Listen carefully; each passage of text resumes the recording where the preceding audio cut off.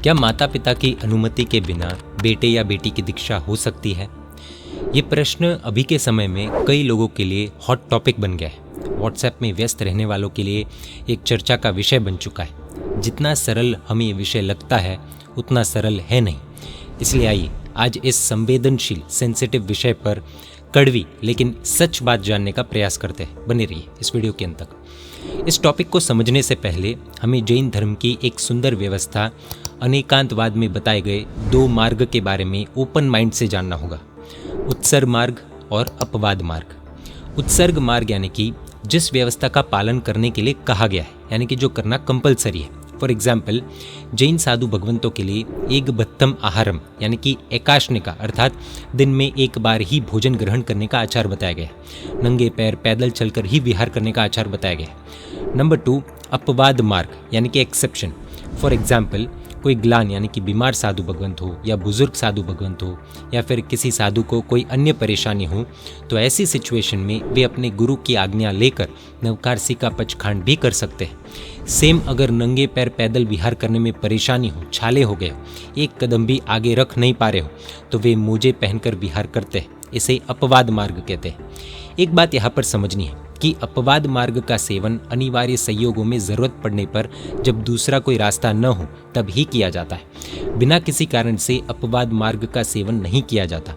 अब इन दोनों मार्गों को ध्यान में रखते हुए क्या एक मुमुक्षु यानी कि एक व्यक्ति बिना माता पिता की अनुमति के दीक्षा ले सकते हैं? इस प्रश्न के उत्तर को अलग अलग एंगल्स से सिर्फ 8 पॉइंट्स में जानने का प्रयास करते हैं। पॉइंट नंबर 1, तीर्थंकर परमात्मा की बात करें तो ऐसा कहा जाता है कि आदिनाथ प्रभु ने दीक्षा ली थी तब मरुदेवी माता जी 1000 वर्ष तक रोए थे, और दूसरी तरफ 24वें तीर्थंकर महावीर स्वामी ने तो गर्भ में ही ये निर्णय कर लिया था कि जब तक माता पिता जीवित रहेंगे तब तक दीक्षा नहीं लेंगे। और भाई नंदीवर्धन के कहने पर 2 वर्ष तक राजमहल में रहकर भी साधु जैसा जीवन जिया था और फिर दीक्षा ली थी। जैन धर्म में किसी भी चीज को लेकर एकांत नहीं है, इसे ही अनेकांतवाद कहते हैं। यदि आदिनाथ प्रभु का दृष्टांत देखें तो माता पिता को रोता बिलखता छोड़ दीक्षा सही हुई, और यदि महावीर प्रभु का दृष्टांत देखें तो अनुमति से ही दीक्षा उचित हुई। नेमिनाथ प्रभु तो शादी करने के लिए निकले थे और रथ को वापस मोड़ा और पहुंच गए गिरनार। अब क्या करें? कुछ लोग ऐसा सोचते हैं कि जैन शास्त्रों में जिन वाणी में कहा गया है कि बिना माता पिता की अनुमति के दीक्षा ले ही नहीं सकते, लेकिन उन लोगों को ये जानकर आश्चर्य होगा कि जिनके शासन काल में हम जी रहे, यानी कि 24वें तीर्थंकर श्री महावीर स्वामी भगवान के समय में जब प्रभु को केवल ज्ञान की प्राप्ति हुई, तब इंद्रभूति आदि 11 व्यक्ति प्रभु से डिबेट करने आए थे। प्रभु ने उनके डाउट्स सॉल्व किए और उन 11 आत्माओं ने तुरंत वहीं पर दीक्षा ले ली। वे घर जाकर अनुमति लेकर नहीं आए थे, ना ही घर से दीक्षा की तैयारी के साथ आए थे, और वे बने प्रभु के शासन के गौतम स्वामी जी आदि 11 गणधर भगवंत। जी हाँ, तो अब क्या करें? इन्हें कॉपी करें कि भाई आज मन हुआ तुरंत दीक्षा लेनी है और गुरु भगवंत दे दे? जी नहीं, गीतार्थ गुरु भगवंत उसकी भी अनुमति लगभग नहीं देंगे। उस समय तीर्थंकर परमात्मा स्वयं दीक्षा दे रहे थे। वो केवल ज्ञानी है, शासन के हित में ही वो कोई भी कार्य करेंगे। लेकिन अभी के समय में क्या कोई केवल ज्ञानी है? नहीं, इसलिए उन्हें ब्लाइंडली फॉलो नहीं किया जा सकता। अब ज़्यादा दूर के नहीं, लेकिन निकट के इतिहास में ऐसे अनेकों केसेस हैं जहां कुछ आत्माओं ने बिना माता पिता की अनुमति के दीक्षा ली है और उनके गुरु ने दीक्षा दी भी है। तो क्या वे सभी गलत है? जी नहीं, वे भी गलत नहीं है। एक से एक धुरंधर महात्मा निकले। आप शायद कहेंगे कि भाई ये क्या गोलमाल है, सही है या नहीं, एक लाइन में बता दो ना। ये प्रश्न ही ऐसा है कि इसमें एक लाइन में जवाब नहीं दिया जा सकता। इसमें कई अगर मगर इफ एंड बट्स आएंगे। इसलिए अनेकांतवाद सिद्धांत को ध्यान में रखते हुए गंभीरतापूर्वक हम आगे अलग अलग सिचुएशंस के हिसाब से अलग अलग एंगल्स देखते हैं। पॉइंट नंबर 2, महापुरुष तो ऐसे होते थे कि वैराग्य होते ही निकल जाते थे। ट्रेनिंग तो दूर की बात, माता पिता को पूछते भी नहीं थे, उनसे रहा ही नहीं जाता था। तो क्या बच्चों को बिना माता पिता की आज्ञा के ही दीक्षा ले लेनी चाहिए? जी नहीं। आचार्य स्थूलभद्र जी की योग्यता देखकर उनके गुरु आचार्य संभूति मुनि ने उन्हें कोषावेश्या के यहाँ चातुर्मास करने की आज्ञा दी थी। शालिभद्र की कथा में संगम ने पूरी खीर बोहरा दी थी और महात्मा ने पूरी खीर बोहर ली थी। सामान्य तौर पर गुरु भगवंत कोई भी भोजन सामग्री पूरी नहीं बोहरते, लेकिन इतिहास में ऐसे कई अलग अलग प्रकार के विशिष्ट दृष्टांत हमें सुनने को मिलते ही है। ऐसे अनेकों दृष्टांत हमने कई बार प्रवचनों में भी सुने ही होंगे, लेकिन ये दृष्टांत जब कोई विशिष्ट ज्ञानी नहीं नहीं है, ऐसे आज के काल में अप्रस्तुत है, यानी कि अनुपयोगी है, अर्थात इनकी कॉपी करना उचित नहीं है, ऐसा गीतार्थ गुरु भगवंत फरमाते हैं। जैन शास्त्रों के अनुसार भले पहले के और वर्तमान के भी कई महापुरुषों ने तुरंत दीक्षा ली हो, बिना अनुमति ली हो, ऐसी सैकड़ों घटनाएं होने के बावजूद वास्तविक व्यवस्था तो यह ही है कि माता पिता द्वारा अनुमति मिलने पर उनके पूरे आशीर्वाद से दीक्षा लेनी। माता पिता उपकारी है, वंदनीय है, जीवन दाता है, इसलिए हर मुमुक्षु भाई बहनों का कर्तव्य यह है कि वे अपने माता पिता का विनयपूर्वक आदर सत्कार करें, उन्हें रेस्पेक्ट करें, उनके उपकारों को भूले नहीं, उन्हें मान सम्मान दें, पूरी मर्यादा के साथ प्रेम से उनके साथ बर्ताव करें और इसीलिए अपने माता पिता से दीक्षा की सहर्ष अनुमति लेने का भरपूर प्रयास करना ही चाहिए। इस प्रोसेस में 2 से 3 साल का समय भी लग सकता है, लेकिन मुमुक्षु को प्रयास करते रहना चाहिए और माता पिता की सहमति के साथ, आशीर्वाद के साथ दीक्षा लेनी चाहिए। यही उचित मार्ग है और हर मुमुक्षु का कर्तव्य भी। संयम जीवन की सफलता के लिए माता पिता का आशीर्वाद होना अत्यंत आवश्यक है। एक बात सभी मुमुक्षु को खास समझनी होगी कि मुमुक्षु को वैराग्य हुआ है, माता पिता को वैराग्य नहीं हुआ है और इसीलिए अत्यधिक ममता के कारण रिएक्शन में डांट फटकार आदि देखने को मिलेंगे ही और इसीलिए हर मुमुक्षु को सहन करने की तैयारी भी रखनी ही चाहिए। यदि उपकारी ऐसे माता पिता की डांट फटकार भी सहन नहीं कर पाएंगे तो साधु जीवन के कष्ट भी सहन नहीं हो पाएंगे, कई बार कटु वचन भी सुनने पड़ेंगे। फिर भी मुमुक्षु का कर्तव्य यही बनता है कि पूरे आदर सत्कार के साथ विनय भाव से माता पिता की अनुमति लेकर दीक्षा लेनी। उनसे द्वेष नहीं करना है। माता पिता से ही द्वेष करके राग द्वेष से मुक्ति वाले रास्ते पर कैसे चल पाएंगे? उनका आशीर्वाद तो अत्यंत आवश्यक है। यहाँ पर माता पिता का क्या कर्तव्य है वो भी हम आगे देखेंगे, लेकिन अब यहाँ पर पूज्य गुरु भगवंतों का रोल देखें तो उन्हें भी देखना ही है कि जिसे दीक्षा दे रहे वह आत्मा दीक्षा के लायक है या नहीं। तो पंचवस्तु ग्रंथ में 6 महीनों तक उसके वैराग्य की परीक्षा लेने की बात सामान्य रूप से आती है, लेकिन फिर भी वर्तमान में नॉर्मली 1, 2 या 3 वर्ष तक मुमुक्षु की ट्रेनिंग चलती है। यहाँ पर मुमुक्षु यदि कहे कि भाई 2 या 3 वर्ष के ऊपर हो जाने पर भी आदर विनय करने के बावजूद सब कोशिशें की, फिर भी यदि परमिशन न मिले या साधु साध्वी जी भगवंतों के पास ही जाने न दे तो क्या करना? इस सिचुएशन को हम थोड़ी देर के बाद देखते हैं। पॉइंट नंबर 3, आज के समय में कई परिवारों में एक ही बेटा होता है, तो क्या करना? अगर घर में एक ही बेटा हो और उसे दीक्षा लेने के भाव हो तो पहले उसे अपने माता पिता के भविष्य के बारे में सोचकर उनके भविष्य को सिक्योर करने की व्यवस्था करने के बाद खुशी खुशी उनसे अनुमति लेकर ही दीक्षा के मार्ग पर आगे बढ़ना चाहिए। अब यदि बेटे को दीक्षा लेनी हो, आर्थिक परिस्थिति अच्छी नहीं हो, माता पिता डिपेंडेंट हो, लेकिन धर्म को पाए हुए माता पिता फिर भी खुमारी से अनुमति दे कि बेटा आप संयम के मार्ग पर आगे बढ़ो, हम हमारा देख लेंगे, आप चिंता मत करो, ऐसी सिचुएशन में भी मुमुक्षु बेटे का फर्ज बनता है कि भले माता पिता अनुमति दे रहे फिर भी कम से कम उनके लिए आर्थिक व्यवस्था करके ही निकले। ऐसे देखने जाए तो जिम्मेदारी संघ की बनती है। इतिहास में श्री कृष्ण महाराजा की बात आती है। उन्होंने ऐसी घोषणा की थी कि जिसे भी दीक्षा लेनी हो वो ले सकते हैं, उनके परिवार की जिम्मेदारी कृष्ण महाराजा देखेंगे। इसी तरह आज के समय में जिम्मेदारी संघ की बनती है, धनवान श्रावक श्राविकाओं की बनती है, क्योंकि सिर्फ आर्थिक कारण से यदि किसी की दीक्षा अटकती है तो ये बिल्कुल भी उचित नहीं है। फिर भी बेटे का कर्तव्य बनता है कि वो पूरी व्यवस्था करके ही निकले। पूज्य हरिभद्र सूरी जी ने पंचसूत्र में एक सिचुएशन बताई है, श्रवण कुमार जैसा दृष्टांत है। एक पुत्र अपने माता पिता को साथ लेकर जंगल में से पसार हो रहा था। जंगल काफी बड़ा था, काफी समय बीत गया। इसी दौरान जो भोजन सामग्री उन्होंने अपने साथ में ली थी वो भी खत्म होने को आई थी। ऐसे में बीच जंगल में माता पिता की तबीयत बिगड़ गई, वो रोगग्रसित हो गए। अब उस पुत्र को ये पता चला कि थोड़ी दूरी पर एक गांव है जहाँ पर वैद्य की व्यवस्था हो जाएगी, लेकिन सिचुएशन ऐसी है कि वो माता पिता को वहां लेकर जा नहीं पाएगा। उसे अपने माता पिता को छोड़कर उस गांव में जाकर वैद्य को लाना होगा। इसलिए वो अपने माता पिता से अनुमति मांगता है। अब माता पिता बेटे को अनुमति नहीं देते कि बेटा हम तो इस रोग में पीड़ा में हैं और तुम हमें छोड़कर जाने की बात कर रहे हो। वो पुत्र समझाने का बहुत प्रयास करता है, फिर भी माता पिता नहीं मानते। अब ऐसी कंडीशन में उस पुत्र को क्या करना चाहिए? अगर नहीं जाए तो भोजन सामग्री खत्म होने के बाद तीनों ही मर जाएंगे, और जाकर वैद्य को लेकर आए तो माता पिता भी बचेंगे और वह पुत्र भी। ऐसी परिस्थिति में माता पिता का त्याग करना भी अत्याग है और अत्याग करना भी त्याग है। अर्थात अगर माता पिता को छोड़कर नहीं जाए तो आखिर मृत्यु आएगी, तब माता पिता को हमेशा के लिए छोड़ना ही पड़ेगा। और माता पिता को छोड़कर जाए तो भले अभी टेम्पररीली छोड़ना पड़ रहा है, लेकिन फिर भी वापस आकर माता पिता का स्वास्थ्य अच्छा कर सकते हैं। ग्रंथकार श्री ने फरमाया है कि ये जंगल संसार है, वह रोग और कुछ नहीं बल्कि राग है, अटैचमेंट है, और वह वैद्य गुरु भगवंत है। उन्होंने ये बताया है कि संतान का कर्तव्य तो यह है कि खुद तो दीक्षा लेनी ही है, लेकिन बाद में माता पिता को भी राग द्वेष रूपी रोग से मुक्त करने के लिए दीक्षा के मार्ग पर ले जाना है। तो सभी मुमुक्षु अपना रोल समझ गए होंगे। आज भी ऐसे अनेक संतानें हैं जिन्होंने माता पिता की सम्मति न होने पर भी दीक्षा ली है और बाद में माता पिता को भी दीक्षित किया है। पॉइंट नंबर 4, अब ऐसी कोई सिचुएशन न हो, परिवार में और भी संतानें हो या फिर मान लो लड़की हो जिसे वैसे भी घर छोड़ना ही है और वह मुमुक्षु का वैराग्य सच्चा हो, ट्रेनिंग भी हो गई हो, गुरु भगवान दीक्षा के लिए भी रेडी है, फिर भी माता पिता अनुमति न दे तो सभी माता पिता सावधान। लगभग सभी लोगों ने 3 इडियट्स मूवी देखी होगी। उस मूवी के एक सीन में फरहान नामक किरदार ने अपने पिता से कहा था कि मैं इंजीनियर भी बनूंगा तो बहुत बुरा इंजीनियर बनूंगा, क्योंकि उसका पैशन फोटोग्राफी था। ये मूवी हिट भी हुई थी और लोगों ने स्वीकार भी किया था कि बच्चों को जो फील्ड में इंटरेस्ट हो उसमें आगे बढ़ाने में कोई बुराई नहीं है। उल्टा जो माता पिता बच्चों पर थोपते हैं कि तुझे तो डॉक्टर ही बनना पड़ेगा या फिर इंजीनियर ही बनना पड़ेगा क्योंकि शर्मा जी का बेटा डॉक्टर या इंजीनियर बन रहा है, तो कोई भी कहेगा कि भाई ये बहुत ही गलत बात है। अब यही बात हम दीक्षा के विषय में देखते हैं। माता पिता के लिए एक प्रश्न खड़ा होता है, वो अपनी संतानों को खुश देखना चाहते हैं या फिर दुखी।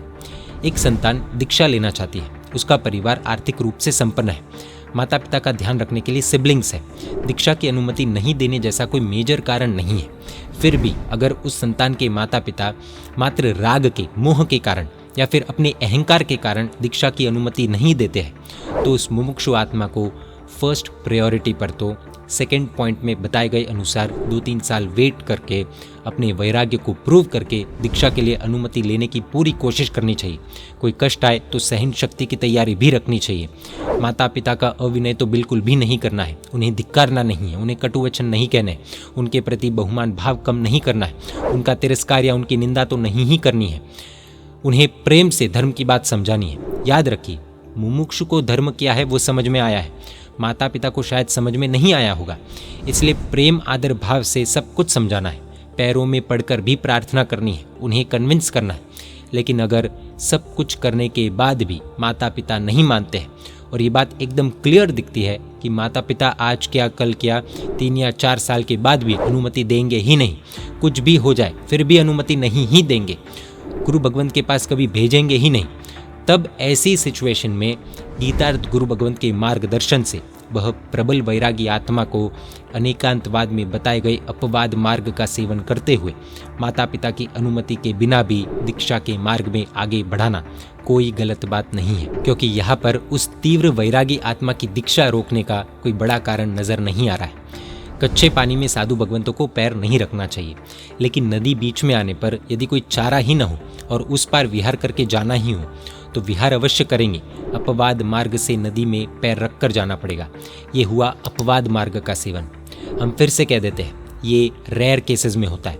नॉर्मली सच्चे जैन माता पिता कुछ समय तक अनुमति नहीं देते और बात टालते हैं कि 1-2 साल बाद देखेंगे। वो देना नहीं चाहते ऐसा नहीं है, लेकिन उन्हें चिंता होती है कि ये दीक्षा पाल पाएगा क्या, और भी अलग परिस्थितियाँ हो सकती है।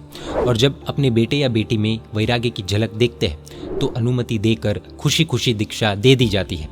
जिस तरह सगाई के बाद माता पिता को अर्जेंसी रहती है कि जितनी जल्दी शादी हो जाए उतना अच्छा, उसी तरह तीव्र वैराग्य के बाद या फिर दीक्षा की ट्रेनिंग के बाद जितनी जल्दी दीक्षा हो जाए उतना अच्छा। सगाई में तो माता पिता की चले तो 7 दिन में शादी करवा दें, उसी तरह तीव्र वैरागी जीव को आत्मकल्याण के मार्ग पर भेजना भी माता पिता का कर्तव्य है। पॉइंट नंबर 5, कई लोगों को ऐसा लगेगा कि अच्छा बच्चा माता पिता से भी इतना बड़ा हो गया जो बिना अनुमति लिए दीक्षा ले सकता है। जी नहीं, अनुमति के बिना दीक्षा नहीं लेनी है। लेकिन दीक्षा की अनुमति क्यों नहीं देनी है? कभी कभी माता पिता को लगता है कि वे स्वयं भगवान हैं। माता पिता खुद एक माता पिता होने से पहले प्रभु के शासन के श्रावक श्राविका है। उन्हें ये बात स्वीकारनी चाहिए कि वे माता पिता हैं। बच्चों पर उनका अधिकार जरूर है, लेकिन वे स्वयं गुरु या भगवान नहीं है। माता पिता से ऊपर गुरु भगवंत है और उनसे ऊपर भगवान। माता पिता का कर्तव्य है कि अपनी संतान को सदगुरु भगवंत के साथ जोड़ना, ताकि उसका भविष्य सुरक्षित रह सके। फिर वो दीक्षा ले या न ले वो सब अलग बात है, लेकिन फिर भी सदगुरु भगवंत का सत्संग करवाना वो माता पिता का कर्तव्य है। धर्म से दूर करने वाले माता पिता अपने कर्तव्य का पालन नहीं करते। खुद को भगवान मानना ये बहुत बड़ा मिथ्यात्व हो जाएगा। नो डाउट, यदि मुमुक्षु में वैराग्य नहीं है, दीक्षा लेने में शासन का कोई बड़ा हित नहीं है, अपितु नुकसान है। एकदम क्लियर लगता है कि दीक्षा पाल भी नहीं पाएगा। तो फिर दीक्षा देना उचित नहीं है। लेकिन यदि वैराग्य प्रबल है, वह आत्मा संयम के लिए बनी है, क्लियर समझ में आ रहा है और संयम की ट्रेनिंग में सदगुरु भगवान द्वारा पास है और लग रहा है कि दीक्षा जीवन अच्छे से पाल पाएगा या फिर पाल पाएगी, फिर भी माता पिता सिर्फ राग के कारण, मोह के कारण अथवा अहंकार के कारण दीक्षा की अनुमति न दे तो वह भी तो उचित नहीं है। यदि मुमुक्षु में कोई कमी लगे तो माता पिता सदगुरु भगवान से बातचीत कर उस विषय में समाधान प्राप्त कर सकते हैं और वो दीक्षा के लिए लायक है या नहीं वह भी गुरु भगवान तय करेंगे, क्योंकि शास्त्र उन्होंने पढ़े हैं। फिर भी यदि कुछ एडिशनल डाउट्स हो, उन गुरु भगवंत की बात समझ में नहीं आती हो, तो गीतार्थ गुरु भगवंत के पास जाकर भी समाधान प्राप्त कर सकते हैं। लेकिन इन सबसे ऊपर खुद को बिल्कुल नहीं समझना है, ये अविवेक हो जाएगा। साथ ही कोई माता पिता या परिवार जिन्होंने धर्म को समझा ही न हो, साधु भगवंतों के प्रति मन में द्वेष लेकर बैठे हो और इस कारण से ऐसे धर्म द्वेषी माता पिता यदि मुमुक्षु को हद से ज्यादा कष्ट दे, जैसे कि क्रूरता से मारपीट करना, मंदिर तक जाने नहीं देना, धर्म बिल्कुल भी नहीं करने देना, गाली गलौज करना, अर्थात इतना हद से ज्यादा त्रास अथवा पीड़ा दे कि वो मुमुक्षु का जीना हराम कर दे, और फिर ऐसी सिचुएशन में यदि वह मुमुक्षु अपने जीवन की रक्षा के लिए कानून की शरण ले तो उसमें भी कोई बुराई नहीं है। पॉइंट नंबर 6, बात करें शास्त्रों की, तो क्या आप जानना चाहते हैं माता पिता के लिए शास्त्रों में क्या कहा गया है? सभी माता पिता सावधान, शास्त्रों की बात आपको बताए तो पूज्य मुनि सुंदर सुरेश्वर जी महाराज साहब द्वारा अध्यात्म कल्पद्रुम का शास्त्र वचन देखिए, न तत्समो अरिक्षिपते भवाब्धौ यो धर्म विघ्नादि कृतेश्च जीवम। यानी कि जो माता पिता धर्म करने में रुकावट पैदा करे, अंतराय करे, रुकावट पैदा करे, अंतराय करे, उनसे बड़ा शत्रु पूरे विश्व में कोई नहीं है। जो अपने बेटे बेटियों को सुविधा की तो भरमार दे रहे हैं लेकिन संस्कारों या फिर धर्म से नहीं जोड़ रहे, वे तो उपकारी नहीं बल्कि शत्रु हुए, क्योंकि वे संतानों के लिए दुर्गति का द्वार खुल रहे हैं। ऐसे कुगुरु को भी शास्त्रों ने आड़े हाथ लिया है जो शिष्यों की दुर्गति करवाते हैं। माता पिता ने जन्म दिया, नो डाउट, लेकिन पाप के खड्डे में धक्का मारे तो वे उपकारी नहीं बल्कि अपकारी कही जाएंगे। जिन शासन में ऐसा कोई एकांत नहीं है कि माता पिता उपकारी ही है, जी नहीं। यदि माता पिता अपनी संतान को धर्म से दूर रख रहे या फिर कर रहे तो वे महापापी है, महाशत्रु हुए। बुरे मार्ग पर जाने से रोकने वाले अच्छे होते हैं और अच्छे मार्ग पर जाने से रोकने वाले बुरे होते हैं। यदि कोई बाप अपनी बेटी से छेड़खानी करे, यदि कोई अपनी संतान को शराब पिलाए तो समाज उसको स्वीकार करेगा क्या? नहीं ना। क्यों? क्योंकि हम कहेंगे आपने बेटी को जन्म दिया है लेकिन आप उसके मालिक नहीं है कि आप उसके साथ कुछ भी करेंगे, राइट। एक माँ को पता चले कि गर्भ में बेटी है और इस कारण से वो गर्भपात करवा दे, अबॉर्शन करवा दे, तो समाज उसको स्वीकार करेगा क्या? वो क्रूर माँ तो कहेगी my body my right my choice, लेकिन फिर भी जीव दया प्रेमी लोग बिल्कुल भी स्वीकार नहीं करेंगे कि उस जीव का क्या कसूर था, राइट। इसी तरह कर्म सत्ता ने यदि संतान को एक माता पिता के घर में जन्म दिया है तो माता पिता का दायित्व बन जाता है कि उसे सही मार्ग दिखाए और गलत रास्ते से रोके। विडंबना यह है कि आज कई घरों में देखा जाता है संतान शराब पिए, सिगरेट फूंके, सट्टा खेले, व्यभिचार करे, तब माता पिता और समाज की उनको रोकने की ताकत नहीं होती। समाज तो ऐसे लोगों से कांपता है और कोई भव्य आत्मा दीक्षा ले अथवा धर्म करे, रात्रि भोजन का भी त्याग करे, तो समाज के एक बहुत बड़े अज्ञानी वर्ग के कटाक्ष शुरू हो जाते हैं कि ओहो हो रात को नहीं खाता, दीक्षा लेनी है क्या? धर्म के नाम से डराते हैं और कटाक्ष करते हैं, मजाक उड़ाते हैं, वो अलग। कई घरों में तो ऐसा भी देखने को मिलता है कि माता पिता की अनुमति होती है लेकिन पूजा सामायिक करने वाले दादा दादी की अनुमति नहीं होने के कारण अथवा घर के अन्य अज्ञानी सदस्यों के कारण दीक्षा के लिए अथवा धार्मिक पढ़ाई के लिए भी अनुमति नहीं दी जाती। इमोशनल ब्लैकमेल किया जाता है। ऐसे में माता पिता को स्ट्रांगली अपनी संतान को सपोर्ट करना ही चाहिए। आज की एक दुख भरी वास्तविकता यह है कि आज के ज़माने में सिर्फ धर्म करने वाले को ही रोकने का भरपूर प्रयास किया जाता है। पाप करने वाले तो बिंदास कर ही लेते हैं। किसी जीव को उसके लक्ष्य से दूर करने में जो अंतराय पैदा करते हैं, मत भूलिए, अटैचमेंट कितना भी क्यों ना हो, मृत्यु एक दिन अलग करने ही वाली है। अनावश्यक रुकावट पैदा करके भारी कर्मों का बंधन क्यों करना? ये कर्म जब भोगने पड़ेंगे तो नानी नहीं परनानी याद आ जाएगी। पॉइंट नंबर 7, एक उदाहरण के साथ समझते हैं। मान लीजिए कि एक फैक्ट्री में किसी व्यक्ति को नौकरी पर रखा और एक बड़ी मशीन उसके हाथ में दे दी कि ये मशीन आपको संभालनी है। वह कर्मचारी मशीन खराब कर दे या फिर ये कह दे कि मैं इसका मालिक हूँ, तो क्या एक्चुअल मालिक उसे माफ करेगा? बिल्कुल नहीं। बस तो कुदरत ने संतान दी है तो उस संतान के प्रति जो ड्यूटी है वो माता पिता को निभानी है। बाकी यदि माता पिता सिर्फ पकड़ कर रखे कि मेरा बेटा है या मेरी बेटी है, अनुमति नहीं ही देंगे, तो ये भी नहीं भूलना है कि जब मृत्यु आएगी तब माता पिता को बेटे बेटी से दूर करने ही वाली है। तब मृत्यु अनुमति नहीं लेगी कि आप अनुमति दो तो हम हमारा काम करें। तब जितना अधिक राग होगा, अटैचमेंट होगा, उतनी ज़्यादा तकलीफ होगी। ये कई बार देखा जा चुका है कि माता पिता खुद ही पहले बच्चों को धर्म से दूर करते हैं या फिर दूर रखते हैं, और फिर जब वही बच्चा अधर्म के मार्ग पर जाता है तब माता पिता उसी बच्चे को गुरु भगवंत के पास लेकर आते हैं, उसकी शिकायत भी करते हैं और कहते हैं कि साहिब जी प्लीज़ आप कुछ कीजिए ना, वासक्षेप कीजिए ना, आशीर्वाद दीजिए ना, इसको व्यसनों में से निकालिए ना, प्लीज़ आपके पास रखिए ना 2 दिन, एट्सेट्रा एट्सेट्रा। अब ऐसे केस में गलती किसकी है, आप खुद सोचिए। अब आपको फ्रैंकली बताएं तो ऐसे बिना अनुमति के दीक्षा वाले केसेस बहुत रेयर होते हैं, शायद 1 वर्ष में 5 भी नहीं। ऐसे में कुछ अधर्मी लोग गुरु भगवंत के खिलाफ अनाप शनाप लिख देते हैं अथवा उनके कैरेक्टर को नुकसान पहुंचे ऐसे कई फेक मैसेजेस घुमाने का प्रयास करते हैं। दोनों साइड की स्टोरी हमें पता नहीं होती, ना ही हम जानने का प्रयास करते हैं, ना ही हमारे व्हाट्सएप पर ऐसे अनावश्यक चर्चा करने से कुछ होने वाला है। तो कम से कम लोगों को ऐसे अफवाह वाले फेक मैसेजेस से बचना चाहिए और बिना कुछ जाने आगे मैसेजेस फॉरवर्ड भी नहीं करने चाहिए। एक बात हमेशा याद रखिएगा कि झूठ से भी कई गुना ज़्यादा खतरनाक अधूरा सच होता है। नेवर जज without knowing the whole story. Point number 8, Shri Thanang Sutra, 4वां अध्ययन, 355वां सूत्र, जिसमें लिखा है कि 4 प्रकार से दीक्षा होती है, जिसमें 4था प्रकार है विहग प्रव्रज्या, यानी कि पंछी की तरह बिना परिवार अकेले ही दूसरे देश में जाकर दीक्षा ले लेनी।